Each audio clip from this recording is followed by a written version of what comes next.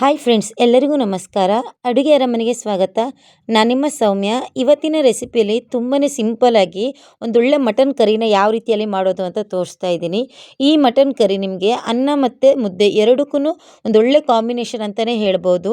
ಮಾಡೋದಂತೂ ತುಂಬಾ ಸಿಂಪಲ್ಲು. ಮನೆಯಲ್ಲಿ ಯಾರಾದರೂ ಗೆಸ್ಟ್ ಬಂದಿದ್ದರೆ ಅಥವಾ ನೀವು ಎಮರ್ಜೆನ್ಸಿಯಾಗಿ ಮಟನ್ ಕರಿ ಮಾಡಬೇಕು ಅಂದಾಗ ಈ ಮೆಥಡ್ನ ಯೂಸ್ ಮಾಡಿ ತುಂಬಾ ಸುಲಭವಾಗಿ ಹಾಗೆ ಅಷ್ಟೇ ರುಚಿಯಾಗಿ ಮಟನ್ ಕರಿನ ಮಾಡ್ಕೊಳ್ಬೋದು.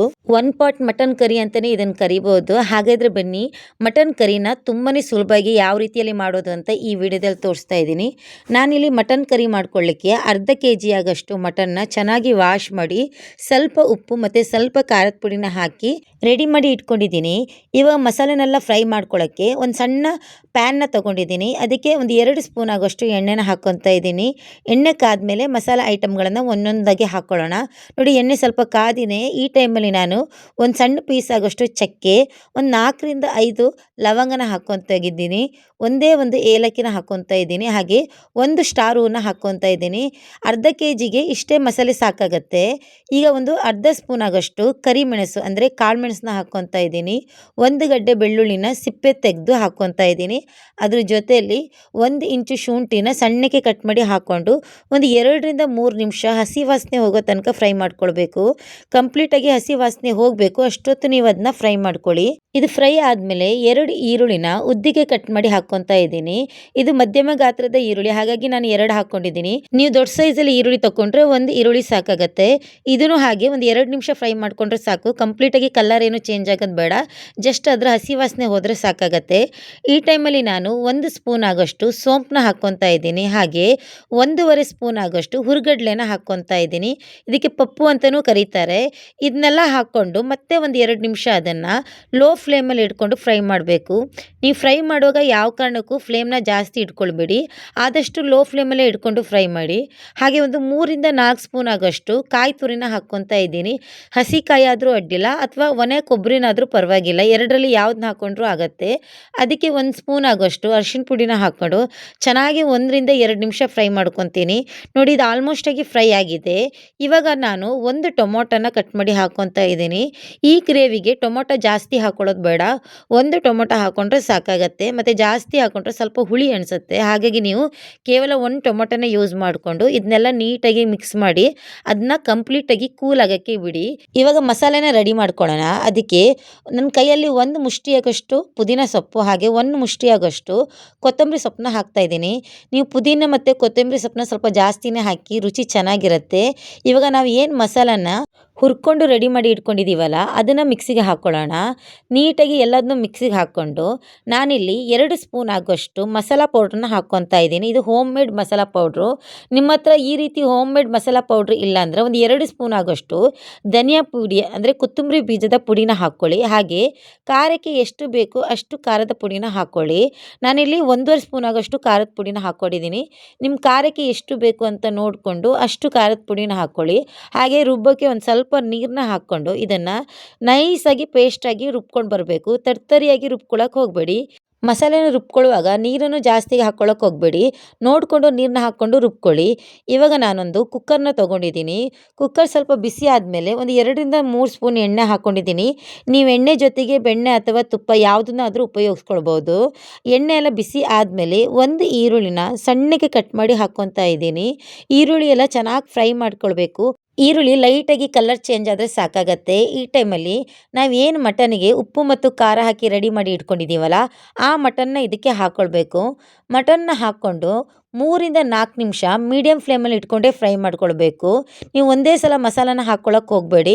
ಮಟನ್ನಲ್ಲಿ ಇರುವಂಥ ಹಸಿ ವಾಸನೆನ ಹೋಗಬೇಕು, ಹಾಗೆ ಅದ್ರ ನೀರನ್ನ ಬಿಟ್ಕೊಂಡು ಮತ್ತೆ ಅದು ನೀರನ್ನ ಇಂಗ್ಕೊಳ್ಬೇಕು. ಅಷ್ಟೊತ್ತು ನೀವು ಅದನ್ನ ಫ್ರೈ ಮಾಡ್ಕೊಳ್ಬೇಕು. ಒಂದು 3ರಿಂದ 4 ನಿಮಿಷ ಆದರೂ ನೀವು ಫ್ರೈ ಮಾಡ್ಕೊಳ್ಬೇಕು. ನೋಡಿ, ಅಲ್ಲಿ ನೀರು ಬಿಟ್ಟಿದೆಯಲ್ಲ, ಈ ನೀರು ಕಂಪ್ಲೀಟಾಗಿ ಮತ್ತೆ ಇಂಗಬೇಕು, ಅಷ್ಟೊತ್ತು ನೀವು ಫ್ರೈ ಮಾಡ್ಕೊಳ್ಬೇಕು. ನೋಡಿ, ನೀರೆಲ್ಲ ಇಂಗಿದೆ. ಈ ಟೈಮಲ್ಲಿ ನಾವು ಏನು ಮಸಾಲಾನೇ ರೆಡಿ ಮಾಡಿ ಇಟ್ಕೊಂಡಿದ್ದೀವಲ್ಲ ಅದನ್ನು ಹಾಕ್ಕೊತಾ ಇದ್ದೀನಿ. ಮಸಾಲ ಮಸಾಲನ ಹಾಕ್ಕೊಂಡು ನಿಮ್ಗೆ ಎಷ್ಟು ನೀರು ಬೇಕಂತ ನೋಡಿಕೊಂಡು ನೀವು ಅಷ್ಟು ನೀರನ್ನ ಹಾಕ್ಕೊಳ್ಳಿ. ನೀವು ಅನ್ನಕ್ಕೆ ಮಾಡ್ಕೊಳ್ತೀರಾ ಅಥವಾ ಮುದ್ದೆಗೆ ಮಾಡ್ಕೊಳ್ತೀರಾ, ದೋಸೆಗೆ, ಚಪಾತಿಗೆ, ಇಡ್ಲಿಗೆ ಮಾಡ್ಕೊತೀರಾ ಅಂತ ನೋಡಿಕೊಂಡು ನೀವು ನೀರನ್ನ ಹಾಕ್ಕೊಳ್ಳಿ. ನಾನಿಲ್ಲಿ ಮುದ್ದೆ ಮತ್ತು ಅನ್ನಕ್ಕೆ ಮಾಡ್ಕೊಳ್ಳೋದ್ರಿಂದ ಅದಕ್ಕೆ ಎಷ್ಟು ನೀರು ಬೇಕೋ ಅಷ್ಟು ನೀರು ಹಾಕ್ಕೊತೀನಿ. ನಾನು ಮುಂಚೆನೇ ಮಟನಿಗೆ ಉಪ್ಪು ಹಾಕಿರೋದ್ರಿಂದ ಈಗ ಮಸಾಲಕ್ಕೆ ಒಂದು ಸ್ವಲ್ಪ ಉಪ್ಪನ್ನ ಹಾಕ್ಕೊತೀನಿ. ಬೇಕಿದ್ರೆ ಮತ್ತೆ ಉಪ್ಪನ್ನ ಸೇರಿಸ್ಕೊಂಡ್ರೆ ಆಯಿತು. ಹಾಗೆ ನೀರನ್ನು ಅಷ್ಟೇ ನಮಗೆ ಎಷ್ಟು ಬೇಕು ಅಷ್ಟು ನೀರನ್ನ ನೋಡಿಕೊಂಡು ನೀರನ್ನ ಹಾಕ್ಕೊಳ್ಬೇಕು. ಇದು ಗ್ರೇವಿ ಎಲ್ಲ ಆಗಿ ತಂದಮೇಲೆ ಸ್ವಲ್ಪ ದಪ್ಪಕ್ಕೆ ಬರುತ್ತೆ. ಹಾಗಾಗಿ ನೀವು ನೀರನ್ನ ನೋಡಿಕೊಂಡು ಹಾಕ್ಕೊಳ್ಳಿ, ಅಥವಾ ಮತ್ತೆ ಸೇರಿಸ್ಕೊಂಡ್ರೂ ಪರವಾಗಿಲ್ಲ. ಇವಾಗ ಉಪ್ಪು ಮತ್ತು ಖಾರನೆಲ್ಲ ಒಂದ್ಸಲ ಚೆಕ್ ಮಾಡಿ ಒಂದು ಲಿಡ್ನ ಕ್ಲೋಸ್ ಮಾಡಿ 7ರಿಂದ 8 ವಿಸಿಲ್ನ ಹೊಡಿಸ್ತಾ ಇದ್ದೀನಿ. ನಂದಿಲ್ಲಿ ಸ್ವಲ್ಪ ಮಟನ್ ಬಲ್ತಿದೆ, ಹಾಗಾಗಿ 7ರಿಂದ 8 ವಿಸಿಲ್ನ ಹೊಡಿಸ್ತಾ ಇದ್ದೀನಿ. ಮರಿ ಎಳೆದಾಗಿದ್ದರೆ ಒಂದು 3ರಿಂದ 4 ವಿಸಿಲ್ ಸಾಕಾಗತ್ತೆ. ಇವಾಗ ಆಗಿದೆ ನೋಡಿ, ಎಷ್ಟು ಚೆನ್ನಾಗಿ ಆಯಿಲೆಲ್ಲ ಬಿಟ್ಕೊಂಡಿದೆ ನೋಡಿ. ಪಸೆ ಎಲ್ಲ ಈ ರೀತಿಯಲ್ಲಿ ಕಂಪ್ಲೀಟಾಗಿ ಬಿಟ್ಕೊಳ್ಬೇಕು. ಈ ರೀತಿಯಲ್ಲಿ ನಿಮಗೆ ಪಸೆ ಎಲ್ಲ ಬಿಟ್ಕೊಂಡ್ರೆ ಸಾರು ತುಂಬಾ ರುಚಿಯಾಗಿ ಬರುತ್ತೆ, ಹಾಗೆ ರೆಡಿಯಾಗಿದೆ ಅಂತ ಅರ್ಥ. ನೀವು ಇದನ್ನು ಮುದ್ದೆ ಜೊತೆನೂ ಸರ್ವ್ ಮಾಡ್ಕೊಳ್ಬೋದು, ಅನ್ನ ಹಾಗೆ ಇಡ್ಲಿ ಜೊತೆನೂ ಆಗುತ್ತೆ. ನೀವು ಚಪಾತಿಗೆಲ್ಲ ಮಾಡ್ಕೊಳ್ಳೋದಾದರೆ ಇನ್ನೊಂದು ಸ್ವಲ್ಪ ನೀರನ್ನ ಕಮ್ಮಿ ಹಾಕಿ ಮಾಡ್ಕೊಳ್ಳಿ. ಇವಾಗ ಬನ್ನಿ ಇದಕ್ಕೆ ಕಾಂಬಿನೇಷನ್ ಆಗಿ ಮುದ್ದೆನ ಯಾವ ರೀತಿ ಮಾಡೋದು ಅಂತ ತೋರಿಸ್ತೀನಿ. ಮುದ್ದೆನೇ ಅಷ್ಟೇ ತುಂಬಾ ಈಸಿಯಾಗಿ ಮಾಡ್ಕೊಳ್ಬೋದು. ನಮಗೆ ಮುದ್ದೆ ಮಾಡೋಕ್ಕೆ ಬರಲ್ಲ, ಮುದ್ದೆ ಮಾಡಿದರೆ ಕೈಗೆ ಅಂಟ್ಕೊಳ್ಳುತ್ತೆ ಇಲ್ಲ ಗಂಟಾಗತ್ತೆ ಅನ್ನೋರು ಈ ಮೆಥಡಲ್ಲಿ ಮುದ್ದೆನ ಮಾಡಿಕೊಡಿ. ಯಾವುದೇ ರೀತಿ ಗಂಟಾಗಲ್ಲ, ಹಾಗೆ ಅಂಟುಕೊಳ್ಳೋದು ಇಲ್ಲ. ಈಸಿಯಾಗಿ ಹೇಗೆ ಮಾಡೋದಂತ ತೋರಿಸ್ತಾ ಇದ್ದೀನಿ. ನಾನಿಲ್ಲಿ ಒಂದು ದಪ್ಪ ತಳದ ಪಾತ್ರೆನ ತೊಗೊಂಡಿದ್ದೀನಿ. ಅದಕ್ಕೆ 2 ಬೌಲ್ ಆಗುವಷ್ಟು ನೀರನ್ನ ಹಾಕ್ಕೊತೀನಿ. 1 ಬೌಲು ರಾಗಿ ಹಿಟ್ಟಿಗೆ 2 ಬೌಲ್ ಆಗುವಷ್ಟು ನೀರನ್ನ ಹಾಕ್ಕೊಳ್ಬೇಕು. ಹಾಗೆ ರುಚಿಗೆ ಒಂದು ಸ್ವಲ್ಪ ಉಪ್ಪನ್ನ ಹಾಕ್ಕೊತೀನಿ. 1 ಸ್ಪೂನ್ ಆಗೋಷ್ಟು ತುಪ್ಪನ ಹಾಕ್ಕೊತಾ ಇದ್ದೀನಿ. ತುಪ್ಪ, ಎಣ್ಣೆ, ಬೆಣ್ಣೆ ಯಾವುದನ್ನಾದರೂ ಹಾಕ್ಕೊಳ್ಬೋದು. ನಾವು ಈ ಟೈಮಲ್ಲಿ ತುಪ್ಪ ಹಾಕೋದ್ರಿಂದ ಮುದ್ದೆ ಗಂಟುಗಳು ಬರೋದಿಲ್ಲ, ತುಂಬಾ ಸಾಫ್ಟಾಗಿ ಬರುತ್ತೆ. ಹಾಗಾಗಿ ನಾನು 1 ಸ್ಪೂನ್ ಆಗೋಷ್ಟು ತುಪ್ಪನ ಹಾಕ್ಕೊಂಡಿದ್ದೀನಿ. ಹಾಗೆ 1 ಸ್ಪೂನ್ ಆಗೋಷ್ಟು ರಾಗಿ ಹಿಟ್ಟನ್ನು ಹಾಕ್ಕೊತೀನಿ. ಜಾಸ್ತಿ ಹಾಕ್ಕೊಳ್ಳೋಕೆ ಹೋಗಬೇಡಿ. 1 ಸ್ಪೂನ್ ಆಗೋಷ್ಟು ರಾಗಿ ಹಿಟ್ಟನ್ನು ಹಾಕ್ಕೊಂಡು ಚೆನ್ನಾಗಿ ಮಿಕ್ಸ್ ಮಾಡ್ಕೊಳ್ಬೇಕು. ಎಲ್ಲೂ ಗಂಟಾಗಬಾರ್ದು, ಆ ರೀತಿಯಲ್ಲಿ ನಿಧಾನಕ್ಕೆ ಮಿಕ್ಸ್ ಮಾಡ್ಕೊಳ್ಬೇಕು. ನೀರೂ ಹಾಗೆ ಕಂಪ್ಲೀಟ್ ತಣ್ಣಗಿರಬಾರ್ದು, ಹಾಗೆ ಬಿಸಿಯಾಗಿ ಇರಬಾರ್ದು, ಉಗುರು ಚಪ್ಪೆ ಆಗಿರಬೇಕು. ಅಂದರೆ ನಮ್ಮ ಕೈಯಲ್ಲಿ ಮುಟ್ಟುವಷ್ಟು ಬಿಸಿ ಇದ್ದರೆ ಸಾಕಾಗತ್ತೆ. ಈ ರೀತಿ ಟೈಮಲ್ಲಿ ನೀವು ಹಿಟ್ಟನ್ನ ಹಾಕ್ಕೊಂಡು ಚೆನ್ನಾಗಿ ಮಿಕ್ಸ್ ಮಾಡ್ಕೊಳ್ಳಿ. ಹಾಗೆ ನೀರನ್ನ ಚೆನ್ನಾಗಿ ಕುದಿಯಕ್ಕೆ ಬಿಡಬೇಕು. ನೀರಲ್ಲಿ ಗುಳ್ಳೆಗಳು ಬರಬೇಕು, ಅಷ್ಟೊತ್ತು ನೀವು ಅದನ್ನು ಕುದಿಯಕ್ಕೆ ಬಿಡಬೇಕು. ಅದಾದಮೇಲೆ ನಾವು ಹಿಟ್ಟನ್ನ ಹಾಕ್ಕೊಳ್ಬೇಕು. 1 ಬೌಲ್ ಹಿಟ್ಟಿಗೆ 2 ಬೌಲ್ ಆದಷ್ಟು ನೀರನ್ನ ಹಾಕ್ಕೊಂಡ್ರೆ ಸರಿಯಾದ ಪ್ರಮಾಣದಲ್ಲಿ ಬರುತ್ತೆ. ನೋಡಿ, ನೀರೆಲ್ಲ ಚೆನ್ನಾಗಿ ಕೊದಿ ಬಂದಿದೆ. ಈ ಟೈಮಲ್ಲಿ ನಾನು 1 ಬೌಲ್ ಆಗೋಷ್ಟು ರಾಗಿ ಹಿಟ್ಟನ್ನು ಹಾಕ್ಕೊಂಡಿದ್ದೀನಿ. ರಾಗಿ ಹಿಟ್ಟು ಹಾಕಿದ ತಕ್ಷಣ ಯಾವುದೇ ರೀತಿಯಲ್ಲಿ ನೀವು ಸೌಂಟಲ್ಲಿ ತಿರ್ಸ್ಕೊಳ್ಬಾರ್ದು. ಆ ರೀತಿ ಮಾಡೋದ್ರಿಂದ ನಿಮಗೆ ಮುದ್ದೆ ಗಂಟುಗಳು ಬರುತ್ತೆ. ಮೊದಲು ಹಿಟ್ಟನ್ನು ಚೆನ್ನಾಗಿ ಬೇಯಕ್ಕೆ ಬಿಡಬೇಕು.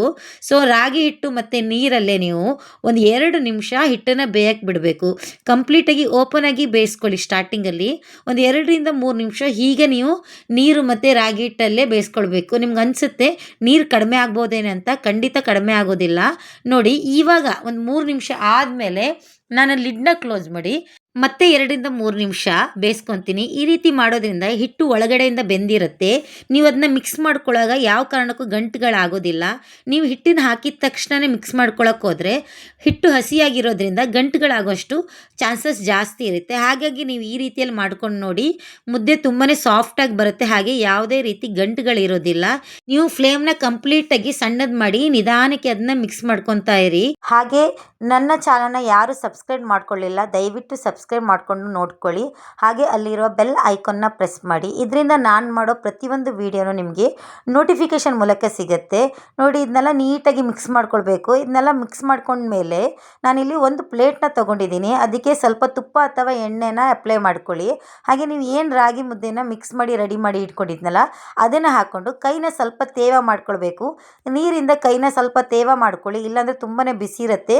ನಿಮಗೆ ಈ ರೀತಿಯಲ್ಲಿ ಮುದ್ದೆನ ರೌಂಡಾಗಿ ಕಟ್ಕೊಳ್ಳೋಕ್ಕಾಗಲ್ಲ. ನೋಡಿ, ನಿಧಾನಕ್ಕೆ ನೀವು ಪ್ಲೇಟ್ ಮೇಲೆ ಪ್ರೆಸ್ ಮಾಡಿದರೆ ಆಯಿತು. ಎಷ್ಟು ಚೆನ್ನಾಗಿ ಬಂದಿದೆ ನೋಡಿ ಮುದ್ದೆ, ತುಂಬಾ ಸಾಫ್ಟಾಗಿರುತ್ತೆ. ನೀವು ತಿನ್ನಾಗೂ ಅಷ್ಟೇ ಎಲ್ಲೂ ಗಂಟುಗಳಿರೋದಿಲ್ಲ. ಹಾಗೆ ಫಸ್ಟ್ ಟೈಮ್ ಮುದ್ದೆ ಮಾಡೋರು ಅಥವಾ ಮುದ್ದೆನ ಹೇಗೆ ಮಾಡಿದ್ರು ಸರಿಯಾಗಿ ಬರ್ತಾ ಇಲ್ಲ ಅನ್ನೋರು ಈ ಟಿಪ್ಸ್ನ ಫಾಲೋ ಮಾಡಿ, ಮುದ್ದೆ ತುಂಬಾ ಸಾಫ್ಟಾಗಿ ಬರುತ್ತೆ. ಇವತ್ತು ನಾನು ಮಾಡಿರುವ 2 ರೆಸಿಪಿನೂ ನಿಮ್ಗೆ ಇಷ್ಟ ಆದರೆ ದಯವಿಟ್ಟು ಲೈಕ್ ಮಾಡಿ, ಹಾಗೆ ಕಮೆಂಟ್ ಮೂಲಕ ನಿಮ್ಮ ಅಭಿಪ್ರಾಯನ ತಿಳಿಸಿ. ಹೆಚ್ಚಿನ ವಿಡಿಯೋಕ್ಕಾಗಿ ಅಡುಗೆ ಅರಮನೆಯನ್ನು ಫಾಲೋ ಮಾಡ್ತಾಯಿರಿ. ಇನ್ನೂ ಯಾರು ಸಬ್ಸ್ಕ್ರೈಬ್ ಮಾಡ್ಕೊಂಡೇ ಇದ್ದೀರಾ ದಯವಿಟ್ಟು ಸಬ್ಸ್ಕ್ರೈಬ್ ಮಾಡ್ಕೊಳ್ಳಿ. ಹಾಗೆ ಅಲ್ಲೇ ಇರುವ ಬೆಲ್ ಐಕಾನ್ನ ಪ್ರೆಸ್ ಮಾಡೋದು ಮಾತ್ರ ಮರಿಬೇಡಿ. ವಿಡಿಯೋ ನೋಡಿದ್ದಕ್ಕಾಗಿ ಧನ್ಯವಾದಗಳು.